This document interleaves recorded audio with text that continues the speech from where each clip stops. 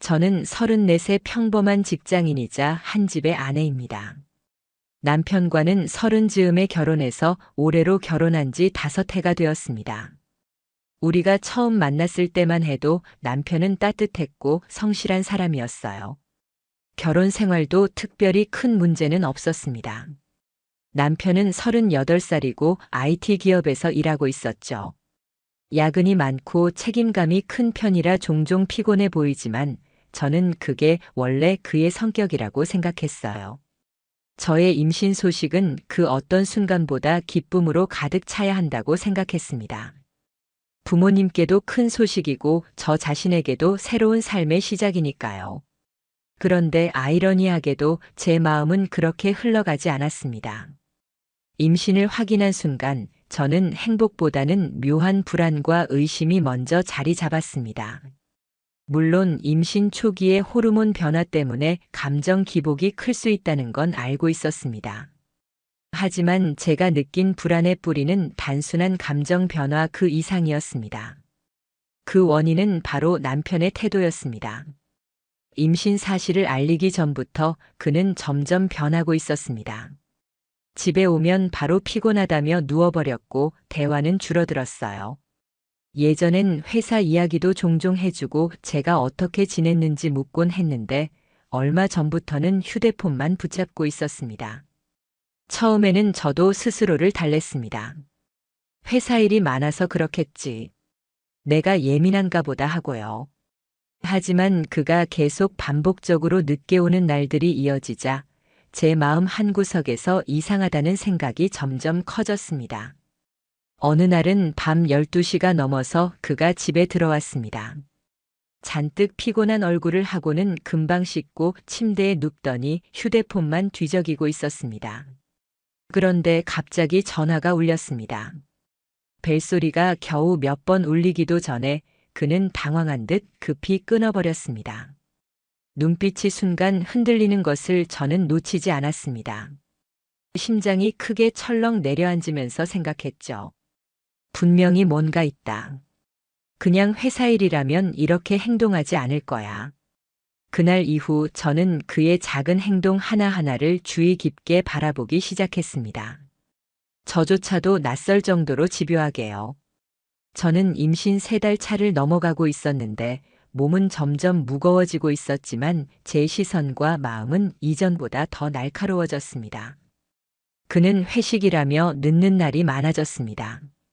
저녁 11시를 넘기고 돌아오면 술 냄새도 거의 나지 않았습니다. 예전에는 회사 사람들이랑 술을 마시면 집에 와서도 잔뜩 취한 상태로 저를 귀찮게 하기도 했는데 요즘은 그런 기색이 전혀 없었습니다. 오히려 아주 말짱한 얼굴이었고 그게 이상하게 더 찝찝했습니다. 회사 일이 많아서 그렇다. 회식 자리가 계속 많다. 그는 그렇게 말했지만 저는 속으로 그 말을 믿지 않았습니다. 목소리에서 성의가 사라졌고 표정에서도 따뜻함이 사라졌어요. 마치 집에 있는 게 하나의 의무처럼 느껴지는 순간들이 이어졌습니다. 그러던 중에 저는 결정적인 단서를 얻게 되었습니다. 남편이 샤워하는 동안 충전기에 꽂아둔 휴대폰이 계속 진동을 울리고 있었습니다. 평소 같았으면 절대 손대지 않았을 겁니다. 남의 프라이버시를 훔쳐보는 건 스스로도 싫어하는 일이었거든요. 하지만 제 안에서 설명할 수 없는 불안이 저를 움직이게 했습니다. 손이 먼저 움직이고 나중에야 머리로 생각이 따라오는 느낌이었습니다. 메시지를 열어본 순간 제 시야가 흔들렸습니다. 화면 속에 저장된 이름은 은별이라는 여자였습니다. 나이도 얼굴도 모르지만 메시지 내용은 차갑게 제 가슴을 찔렀습니다. 오늘도 보고 싶어. 다시 만날 수 있을까? 기다려. 오늘 무조건 볼 거야. 친구와는 결코 나눌 수 없는 메시지들이었습니다. 순간 머리끝까지 피가 치밀었습니다. 그제서야 모든 의문이 하나로 이어졌습니다. 피곤하다던 모습, 늦은 귀가, 알 수 없는 전화 태도, 술도 마시지 않은 회식. 그 모든 게 이 여자 때문이었습니다. 손이 벌벌 떨렸습니다. 화면을 넘기면서 확인할수록 가슴은 찢어지는 듯 했습니다. 그의 따뜻한 말들은 이제 제게 돌아오지 않고 있었습니다. 그 여자가 누군지도 모르는데 제 삶을 송두리째 흔들고 있었습니다. 저는 울고 싶었지만 이상하게 눈물이 안 나왔습니다. 그 대신 머릿속은 점점 차갑게 돌아가고 있었습니다. 감정이 무너지면 아이에게 해롭다는 생각이 먼저 들었어요. 배 안에서 작게 움트고 있는 아이가 제 불안을 그대로 느낄까봐 오히려 정신을 꽉 붙들었습니다. 나는 증거를 모아야 한다. 흔들리지 않으려면 사실을 확실히 해야 한다. 그날 밤부터 저는 기록을 시작했습니다. 날짜와 시간, 남편이 늦는 일정, 휴대폰에서 발견한 단서. 작은 노트에 하나씩 적어 내려갔습니다. 그 순간부터 저는 더 이상 단순히 속는 아내가 아니었습니다. 조사자가 되는 기분이었어요. 피가 거꾸로 솟을 만큼 분노했지만 동시에 섬뜩하게 차분해지기도 했습니다. 다음 날 아침 남편은 태연하게 밥상을 마주했습니다. 그는 무심히 물었습니다. 어제는 잘 잤어? 저는 억지로 웃으며 대답했습니다. 응, 괜찮았어. 목소리는 흔들렸지만 그는 눈치를 챌 틈도 없이 식탁을 떠났습니다. 겉으로는 평온하게 하지만 속으로는 결심이 단단히 서 있었습니다. 이 일이 단순한 의심으로 끝낼 수는 없다고요.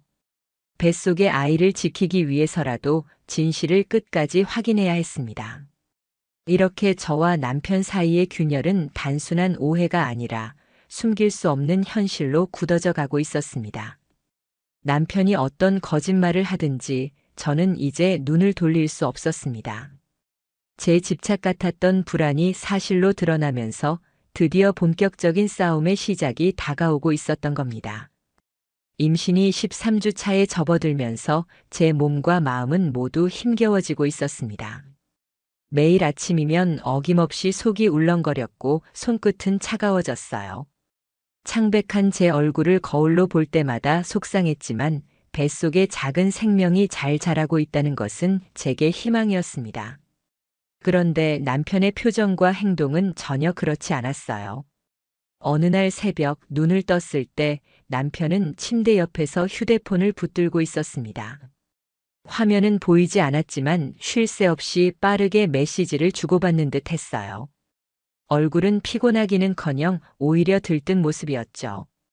순간 제 심장은 이상하리만치 크게 뛰었지만 이내 그냥 기분 탓이야라고 스스로를 달랬습니다.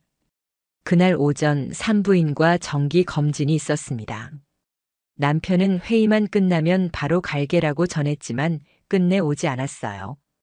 저는 혼자 초음파 검사실 대기실에 앉아 차분히 순서를 기다렸습니다.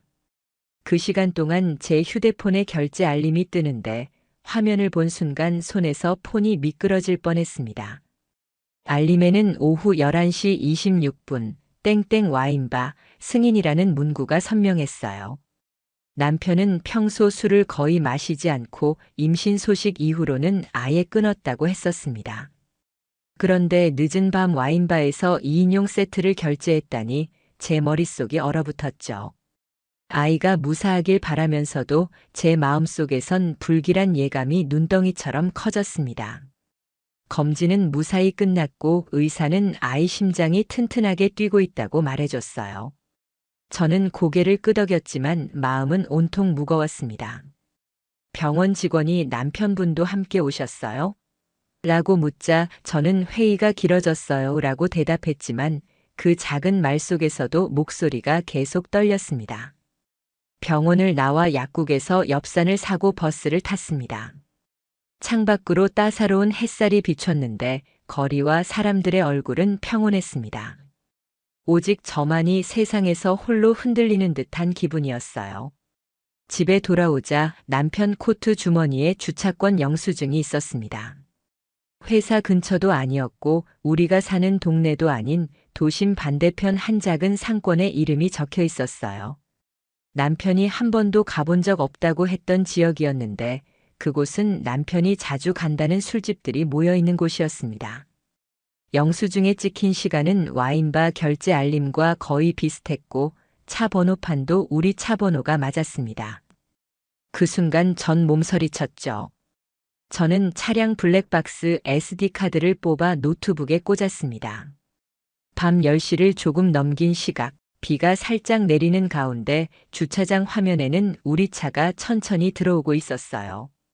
조수석 문이 열리면서 누군가가 우산을 접으며 내렸습니다. 얼굴은 정확히 보이지 않았지만 긴 머리카락과 밝은색 코트가 분명히 보였어요. 남편은 운전석에서 내려 그 사람과 짧게 마주하며 두 사람의 어깨가 아주 가까워지는 장면이 담겼습니다. 숨을 크게 들이마시며 화면을 멈추었지만 심장은 불규칙하게 뛰었어요. 오해겠지 혼자 되뇌어 보았지만 비디오 속 뒷모습은 차갑고 명확했습니다. 다음 날 남편 셔츠를 세탁기에 넣으려다 낯선 향수 냄새가 코를 스쳤습니다. 제가 쓰지 않는 톤이었고 소매 끝에는 다른 머리카락 한 올이 떨어져 있었습니다. 제 머리색이 아니었어요.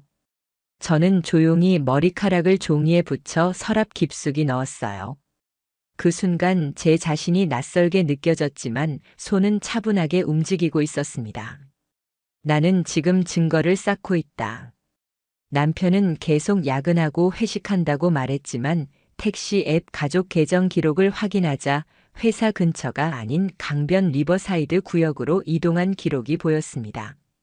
그곳은 조용한 산책로와 카페들, 작은 부티크 호텔이 모여 있는 지역이었어요. 정확한 건물명은 확인할 수 없었지만 동선과 위치만으로도 제 가슴은 무겁게 가라앉았습니다. 저는 마음을 다잡고 식탁 가장자리를 단단히 붙잡았어요. 억울함과 분노가 목까지 차올랐지만 뱃속 아이가 작은 움직임을 보이자 참았습니다. 이 아이가 편안해야 해. 난 흔들리면 안 돼. 저녁 무렵 남편이 집에 들어왔습니다. 저는 일부러 아무렇지 않은 표정으로 늦었네라고 말했죠. 남편은 샤워를 하고 침대로 가며 휴대폰 화면이 보이지 않도록 뒤집어 놓았습니다. 저는 등을 돌려 누워 천장을 바라봤습니다. 순간 내일도 늦을 것 같다는 그의 말소리가 방 안에 잔잔히 울렸고 저는 그래라고 대답했습니다. 입술이 바짝 말라 있었습니다. 그 다음 날 저는 우연히 남편이 실수로 동기화한 캘린더 알림을 보게 되었습니다. 캘린더에는 저녁 8시 북쪽 다리 아래라는 일정이 적혀 있었는데 그곳은 우리 집과 회사 어느 쪽도 아니고 바로 그 리버사이드 구역으로 이어지는 인도교였습니다. 메모에는 우산 회색 코트라고 쓰여 있었어요. 저는 그 글자를 오래 바라보면서 혈관이 끓는 듯 아팠습니다. 그날 저녁 저는 산책을 핑계 삼아 북쪽 다리 아래로 걸어갔습니다. 해가 지고 나서 가로등이 노란빛을 뿜어내던 그곳에는 버드나무 그림자가 드리웠고 강물은 조용히 흘렀습니다. 멀리서 회색 코트를 입은 여자가 나타났어요. 그녀는 우산을 접으며 머리를 만지는 습관이 있었습니다. 그리고 정확히 그 순간 남편이 나타났습니다. 그들은 서로를 알아보는 듯 자연스럽게 가까워졌습니다. 그들의 속도로 다가서자 저는 숨을 조용히 들이마셨습니다. 짧고 낮은 목소리로 인사를 나누었고 긴 포옹이나 과장된 제스처 없이 어깨가 자연스럽게 붙으며 어색함 없는 듯한 움직임이 보였습니다. 그 눈빛은 모든 걸 말해주었어요. 저는 손이 떨렸지만 휴대폰 녹음을 켰고 바람소리 사이로 두 사람의 낮은 웃음소리가 묻어났습니다. 화면에서는 멀리 떨어져 있었지만 시간과 장소, 동선은 모두 저의 눈에 담겼습니다. 두 사람은 강변을 따라 천천히 걸었고 잠시 늦은 벤치에 앉았다가 카페 골목으로 사라졌습니다. 저는 멀찍이 간격을 두고 그들을 따라갔어요. 카페 유리창에 비치는 남편 얼굴은 알던 얼굴이었지만 표정은 낯설었고 여자가 말할 때 고개를 기울이는 모습이나 계산대에서 자연스럽게 자리를 비켜주는 모습, 종이컵을 주고받는 모습까지 모두 익숙함을 전제로 하는 행동들이었습니다. 저는 카페 맞은편 노출 벽돌 담장에 기대어 서서 20분 동안 그들의 모습을 지켜봤습니다. 해가 완전히 저물고 간판들이 하나 둘씩 켜졌지요. 카페를 나온 두 사람은 리버사이드 골목 끝쪽 작은 상가 건물 앞에 멈춰 섰습니다. 남편은 3층을 바라보고 여자는 이미 번호키를 빠르게 눌렀습니다. 출입문이 서서히 열렸고 두 사람은 계단으로 사라졌습니다. 저는 그 문이 닫히는 순간까지 뚫어지게 바라보고 있었어요. 그 자리에서 소리치거나 뛰어들지 않은 제가 이상했죠. 대신 저는 시간을 꼼꼼히 기록했습니다. 출입문 CCTV 각도, 간판 위치, 옆 상가 폐점 시간, 가로등 고장 위치, 제가 서 있던 자리와 동선까지 모두요. 숨은 차분했고 눈물은 나오지 않았습니다. 마음이 무너져 내려야 하는데 머릿속은 정확하게 정리되고 있었어요. 아마 아이 때문일 겁니다. 울어버리면 숨이 가빠지고 숨이 가빠지면 배가 단단해지는 걸 원하지 않았으니까요. 한참 뒤 1층 철문이 삐걱이며 열리고 두 사람이 나란히 내려왔습니다. 약간 간격을 두고 걷는 그들의 모습, 남편은 휴대폰을 확인하고 여자는 머리카락을 넘기며 옅은 미소를 지었습니다. 그 순간에도 저는 뛰어들지 않고 반대편 버스 정류장 유리에 비친 그림자로 동선을 다시 확인했어요. 두 사람은 각자 다른 방향으로 흩어졌습니다. 집에 돌아온 남편에게 저는 아무렇지 않게 말을 건넸어요. 오늘도 늦었네. 그가 회의가 길어졌다라고 말하자 저는 손을 씻으며 몸 조심해라고 자연스럽게 대답했습니다. 하지만 가슴속에는 차갑고 단단한 결심이 자리했죠. 그날 밤 저는 접은 영수증 한 장을 찍어 사진으로 남겼습니다.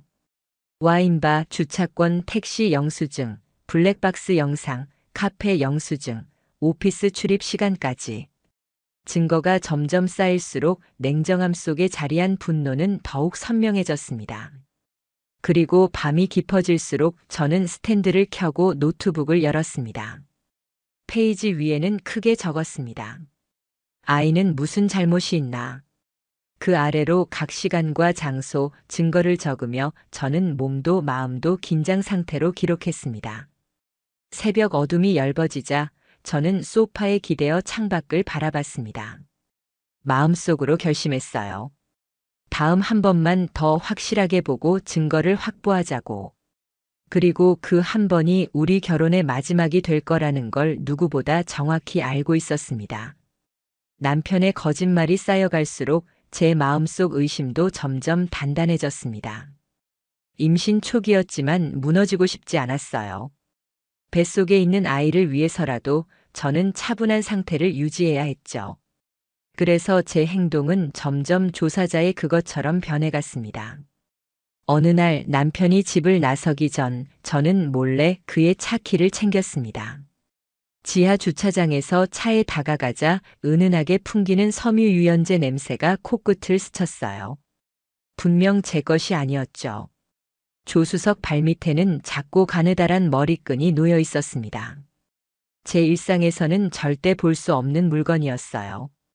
조심스레 손에 장갑을 끼고 머리끈을 지퍼백에 넣은 뒤 가방 안쪽 주머니에 숨겼습니다. 이건 증거일 뿐 감정은 섞지 말자. 스스로를 다독이며 저는 다시 집으로 향했습니다. 며칠 후 남편은 오늘은 거래처 사람들과 저녁을 먹는다며 늦는다고 했습니다. 저는 아무 말 없이 그래라고 답했고 택시 앱 기록을 확인했습니다. 예상대로 목적지는 회사 근처가 아닌 강변 리버사이드 구역이 찍혀 있었어요. 그곳은 조용하면서도 로맨틱한 분위기의 산책로와 카페가 있는 곳이었습니다. 마음이 혼란스러웠지만 저는 결국 그곳으로 향했습니다. 멀찍이 떨어진 거리에서 그들의 그림자가 나란히 움직이는 모습을 보았을 때 숨이 멎는 듯 했지만 발걸음은 멈추지 않았습니다. 가까이 다가가는 대신 적당한 거리를 유지하며 몰래 뒤따랐어요. 두 사람은 서로를 바라보며 작은 농담에 맞춰 웃고 익숙하지만 위험한 제스처로 손짓을 주고받았습니다. 그 짧은 순간만으로도 제 마음은 산산이 부서졌어요. 하지만 운 좋게도 흐릿한 거리에서 휴대폰을 꺼내 시간을 기록할 수 있었습니다. 그들이 어느 가로등 아래에서 몇 분 동안 만났는지, 어떤 건물로 들어갔는지 하나하나 적었죠. 밤 깊은 시간 그들이 건물 안으로 사라진 뒤에도 저는 그 앞에서 한참을 서 있었습니다. 들어갈 수는 없었지만 문이 닫히는 순간의 소리와 불빛이 머릿속에 깊게 남았어요. 그리고 깨달았죠. 이제 되돌릴 수 없다. 끝까지 확실히 확인해야 한다. 집에 돌아온 남편은 입가에 미소를 띠며 오늘은 힘들었어 라고 말했지만 저는 웃으며 물 한 잔을 건넸습니다. 표정은 평온했지만 속은 차갑게 얼어붙어 있었어요. 그가 말한 회의라는 단어를 저는 더 이상 믿지 않았습니다. 그리고 저 역시 앞으로 나아갈 길을 명확히 알게 되었죠. 남편의 거짓말과 불륜의 증거가 하나둘 쌓이면서 제 내면의 분노는 점점 깊어졌습니다. 하지만 저는 감정적으로 무너지지 않으려 애썼어요. 임신 중이라는 현실이 더 조심스럽게 만들었고 무엇보다 아이를 위해서라도 침착해야 했습니다. 그래서 저는 더 이상 감정에 끌려다니지 않고 차분하고 냉정하게 행동하기 시작했습니다. 우선 휴대폰 통화 내역과 문자 메시지, 카드 결제 기록을 꼼꼼하게 살폈어요. 밤늦은 시간에 이어지는 통화들은 대부분 20분, 40분 길게는 1시간 정도 지속됐습니다. 그동안 남편이 누구와 그렇게 긴 대화를 했는지 그 생각만으로도 마음이 타들어갔습니다. 증거들은 소홀히 다뤄질 수 없었기에 직접 녹음기를 준비해 남편의 차와 가방 속에 몰래 넣어두었습니다. 처음 몇 날은 잡음과 생활음만 가득했지만 며칠 뒤들은 녹음 파일 속에선 낯선 여자의 웃음소리와 속삭임이 분명히 들렸어요. 그 목소리는 마치 제 심장을 짓누르는 듯 했고, 너 이제 진실을 알았어 라고 말하는 것 같았습니다. 그때 저는 자신도 모르게 결심한 듯 했습니다. 도망칠 수 없는 지점에 왔구나. 바로 그날 남편이 출장이라며 떠난 날 저는 몰래 그의 뒤를 밟았습니다. 남편은 지방 출장이라 했지만 실제로는 도심의 한 호텔에 차를 세웠습니다. 숨죽이며 호텔 로비를 지켜보니 남편은 한 여자를 반갑게 맞이하며 손을 꼭 잡았습니다. 그녀는 제가 예전에 남편 회사 거래처에서 본 적 있는 여직원이었어요. 두 사람은 호텔 문을 함께 통과했고 라며 웃는 모습과 서로의 시선을 주고받는 순간이 제 휴대폰 카메라에 모두 잡혔습니다. 그 순간 다리가 후들거려 주저앉을 뻔했지만 제 마음은 이미 단단해져 있었습니다. 마음속 분노가 불덩어리처럼 타올랐지만 저는 겉으로는 웃으며 남편에게 출장 힘들었지라고 말할 수 있었죠. 속으로는 차갑고 단단한 결심을 굳혔습니다. 이제는 모든 걸 정리하고 마무리할 준비를 하고 있었습니다. 남편과 그 여자를 법정에 세우겠다는 생각으로요. 마음속으로 수백 번 외쳤습니다. 이제 끝이야. 너희는 여기서 무너질 거야. 하지만 임신한 제 몸은 분노에 휩싸여 무너지기에는 너무 소중했습니다. 그래서 철저하고 치밀하게 돌이킬 수 없는 방식으로 모든 준비를 해나갔어요. 먼저 남편의 거짓말 패턴을 세밀하게 기록했습니다. 출장이라고 했던 날짜와 제가 직접 목격한 호텔 출입 날짜가 완벽하게 일치했죠. 변호사에게 이 모든 자료를 보여주자 그의 얼굴에는 냉정함이 묻어났습니다. 좋아요. 이건 충분히 법정에서 힘을 발휘할 겁니다. 문자, 카카오톡 대화, 사진, 통화 기록까지 확보하면 완벽할 거예요. 며칠 뒤 남편이 샤워하는 사이 휴대폰이 울렸습니다. 화면에는 K라는 이니셜이 떴어요. 순간 심장이 내려앉았습니다. 손은 떨렸지만 본능적으로 메시지를 열어보았죠. 문자 내용은 믿기 어려울 정도로 확신에 가득 차 있었습니다. 어제 너무 좋았어. 당신이 있어서 행복해. 그 뒤로 이어진 수많은 대화에는 오늘도 보고 싶어. 다음 주에도 같은 호텔에서 만나자라는 말들이 적혀 있었어요. 그날 밤 저는 한숨도 자지 못했습니다. 머릿속에는 아이의 심장 소리와 남편이 다른 여자와 웃고 있는 모습이 교차했습니다. 이 아이가 태어나면 아빠 얼굴을 어떻게 볼까? 그 질문이 끊임없이 저를 괴롭혔습니다. 하지만 저는 더 이상 혼자가 아니었습니다. 변호사와 함께 법적 절차를 진행하기로 했습니다. 변호사는 확실한 방향을 제시했어요. 상간자 소송은 확실히 진행할 수 있습니다. 호텔에서의 만남, 문자 메시지, 사진, 통화 내역까지 모두 구비돼 있기 때문에 문제 없어요.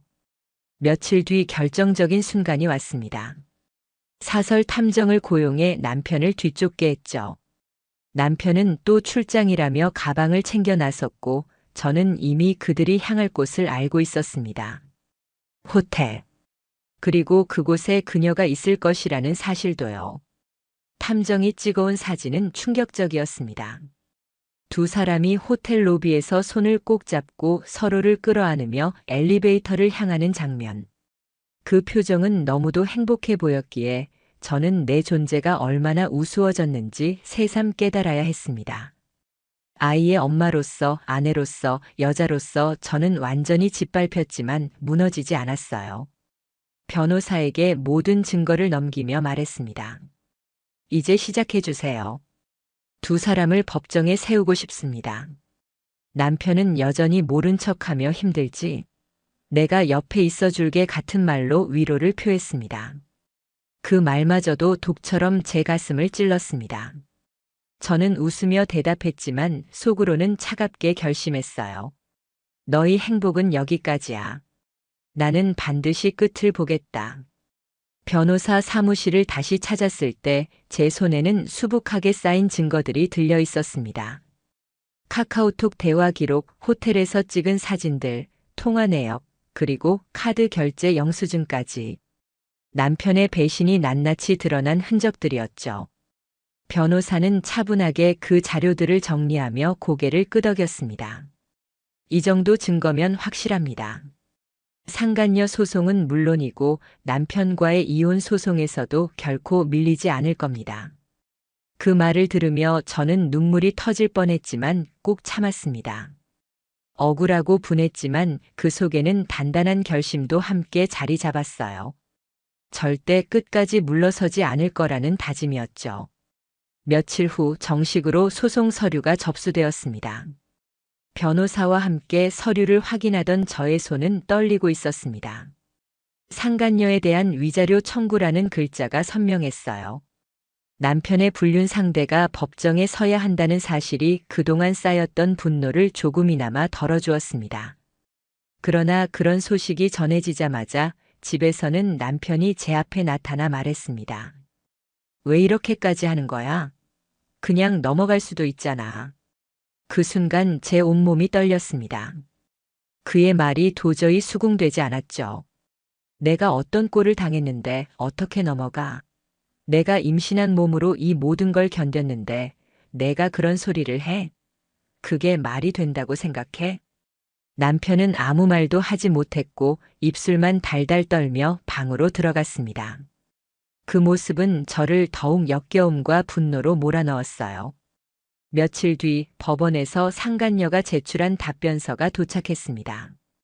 떨리는 손으로 문서를 펼쳤고 그 순간 제 세상이 캄캄해지는 것 같았어요.